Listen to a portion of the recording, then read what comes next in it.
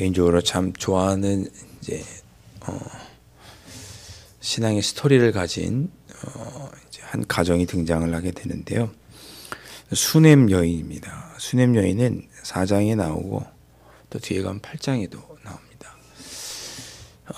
하루는 엘리사가 수넴이라는 곳에 이르렀습니다. 근데 평소에 이 수넴이라는 지역을 자주 어디서부터 어디를 가는 도중에 이 수넴이라고 하는 지역을 거쳐서 갔던 모양입니다.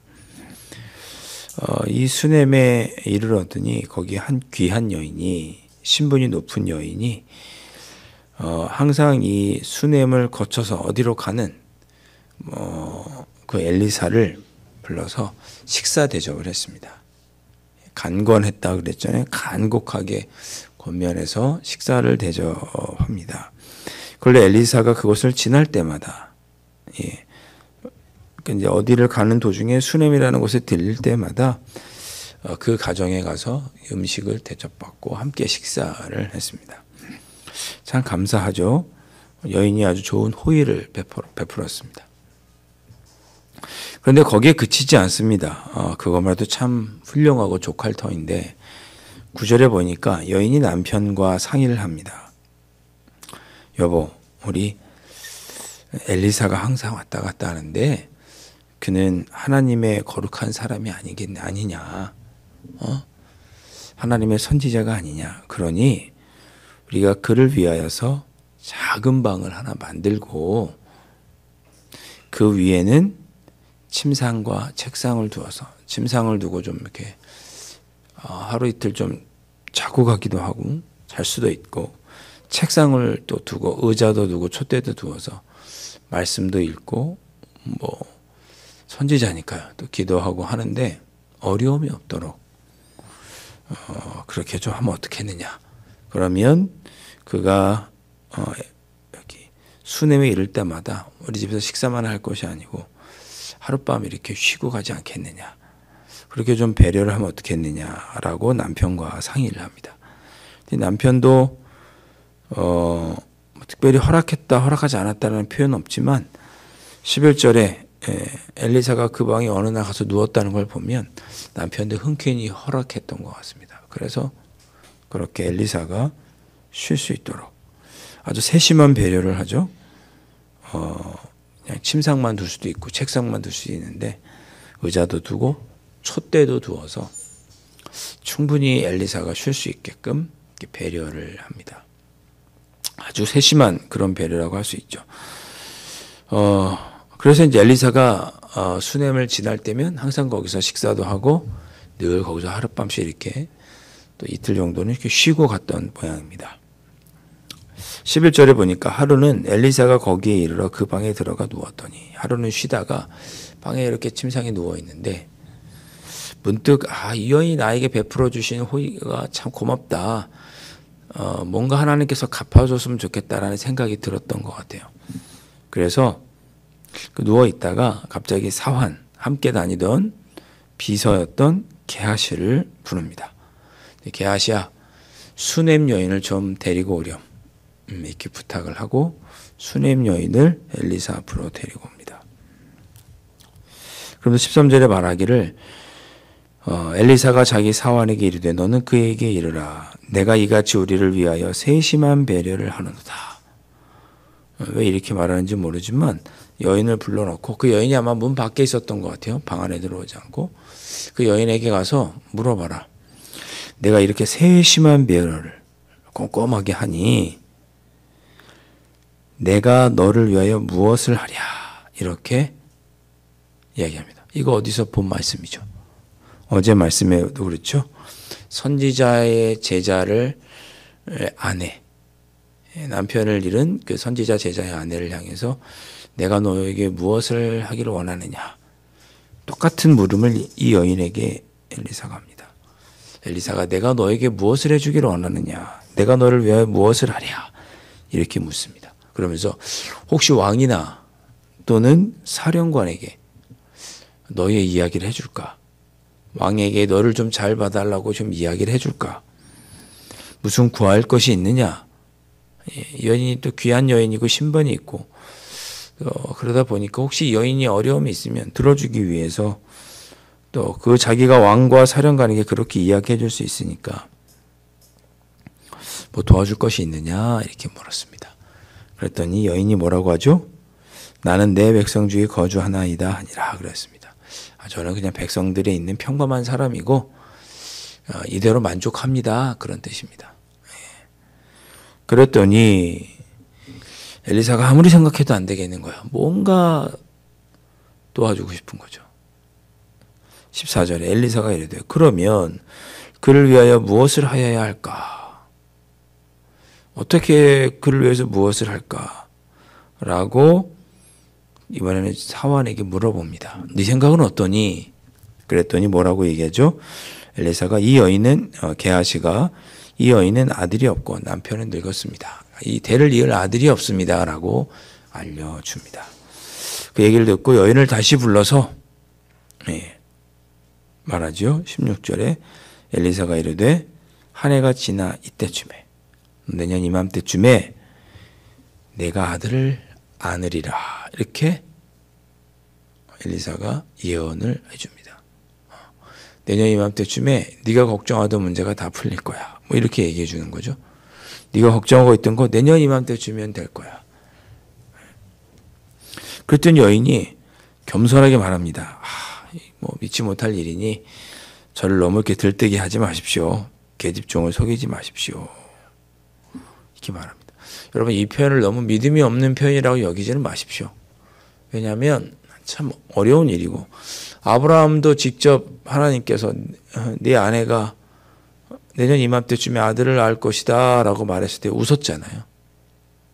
웃었어요. 사라도 웃고 사라가 웃었다는 얘기는 아브라함도 마음에 그렇게 썩 믿지 못했다는 거, 웃었다는 거죠. 왜? 이미 사라가 여인을 낳을 수 있는 이렇게 폐경기가 그런 기간이 끝났기 때문에 폐경기가 찾아왔기 때문에 아이를 낳을 수가 없었거든요. 불가능한 일이었거든요. 이 여인도 남편은 늙었고 이미 자녀를 낳기 어렵거든요. 그랬는데 엘리사가 1년 뒤에 아들을 낳을 것이다. 그리고 17절에 1년이 지나서 이 여인이 아들을 낳게 됩니다. 제가 수넴 여인의 이야기를 참 좋아하는 건 이제 계속 뭐 내일 말씀에 나오겠지만 읽다 보면 하나님께서 우리의 삶에 이렇게 섭리를 해주셔요. 우리가 기도하고 부르짖으면 또 섬겨 도와주시고 하나님께서 은혜를 베풀어 주시고 오늘 수넴 여인을 보니까 하나님의 종을 섬겼다는 얘기는 달리 말하면 하나님을 섬겼다는 표현 아니겠습니까? 하나님을 두려워하고 하나님을 알기에 주의 사자를 섬겼던 거죠. 지금으로 우리가 표현을 하면 성도들과 교회를 헌신적으로 사랑했던 여인이 이 여인이었습니다. 하나님은 그렇게 하나님을 인정하고 하나님께 잘하는 사람을 모른 척하지 않으시고 은혜를 베풀어 주셨습니다. 엘리사가 2번이나 묻혀 내가 어떻게 하면 널 도와줄 수 있을까? 어떻게 하면 될까? 한 번 괜찮습니다 라고 했는데 그래도 도와줘야겠는데 어떻게 하면 될까? 종에게 물어서 그 여인의 가장 큰 마음의 바람을 어쩌면 잊고 있었던 가장 귀한 선물을 그 여인에게 허락해 주시죠. 하나님은 하나님께 신실하고 하나님을 섬기는 자를 모른 척하지 않으시는구나. 그런 것들을 이 여인을 통해서 깨닫게 됩니다. 저도 신앙생활하면서 그렇구나. 하나님이 하나님의 사람들을 모른 척하지 않으시는구나. 아무도 알아주지 않은 것 같아도 하나님은 알아주시는구나. 이 여인의 이야기를 볼 때마다 마음의 위로가 되고 힘이 됩니다. 여러분의 삶을 하나님은 다 알고 계시고 세상 사람들이 뭐라고 하든 여러분이 하나님을 신실하게 섬기는 그런 모습을 하나님은 다 알고 계시고 귀한 것으로 분명히 갚아주실 것입니다. 그것을 기대하면서 주님 오늘도 기쁨으로 하나님을 섬기고 교회를 섬기고 교회를 섬기고 또 하나님께서 귀해 주신 귀한 은혜를 누리는 삶이 되게 해주십시오. 그렇게 기도하실 수 있기를 주님의 이름으로 축원합니다. 한 분 목사님이 그런 얘기를 하시더라고요. 우리가 예배하고 찬양하고 부르짖으며 기도하는 우리의 예배의 대상이신 하나님은 어떤 분이냐? 우리 하나님 어떤 분이신가요? 여러분 다 마음속에 하나님에 대해서 고백하시잖아요. 전능하신 하나님, 사랑의 하나님, 능력의 하나님. 하나님은 우리가 그렇게 하나님을 그렇게 표현하는 그런 분이심에도 불구하고 전능하신 하나님이라고 우리가 기도하면 하나님은 정말 못하실 것이 없는 전능한 분이시잖아요.